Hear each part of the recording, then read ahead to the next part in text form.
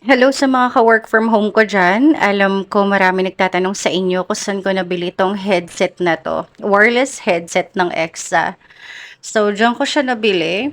It is also available through Orange app and you can also buy this through TikTok. And as you can see, box pa lang niya guys. Sobrang elegant na tignan. By the way, hindi kasama dyan tong cover ng head part. Hindi siya kasama. Binili ko siya separately. And for closer look, ayan, leather style siya. This is the power button, guys. You just have to long press to open. Minus button for volume and volume up. And you can rotate it 270 degree. You can use it through left or through the right part. And ito guys, dito nakatago yung USB port niya. Ayan, para ko-connect mo na lang sa laptop. You do not need to connect to Bluetooth. But if you want to get it connected to Bluetooth, that's really okay. And sobrang tibay, hindi nalalaglag yung takip niyan basta-basta. And ito yung mute button part niya, pinaka-best part dyan.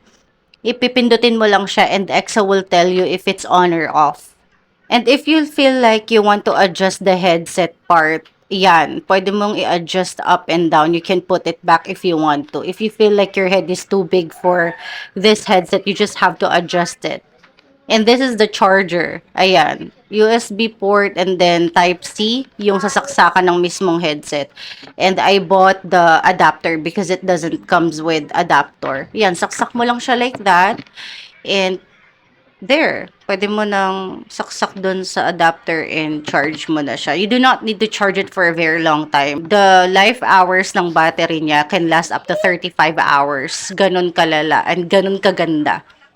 Literal na life-changing ang headset na to guys. Kahit saan ako magpunta, sa lababo, sa CR, I can still continuously speak with my customer.